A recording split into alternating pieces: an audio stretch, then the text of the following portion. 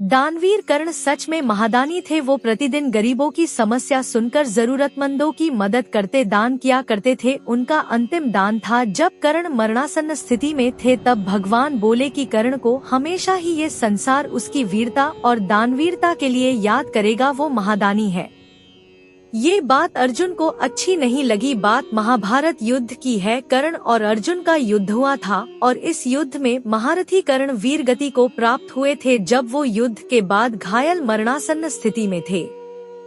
जब भगवान कृष्ण ने उनकी परीक्षा लेने की इच्छा से अर्जुन को साथ लेकर ब्राह्मण भेष में कर्ण के पास पहुंच गए और बोले, दानवीर कर्ण की जय हो। कर्ण ने आंखें खोल कर देखा और आंखों ही आंखों में नमस्कार किया। बोले कि आप किस कारण आए हो? ब्राह्मण बोले कि हमें कुछ दान चाहिए था, पर अब आप क्या दे सकते हैं? आप तो खुद ही मरणासन्न स्थिति में हो। कर्ण बोले, कृपया बताएं। तब ब्राह्मण बोले, हमें थोड़ा सा स्वर्ण चाहिए, पर अब आपके पास स्वर्ण कहाँ?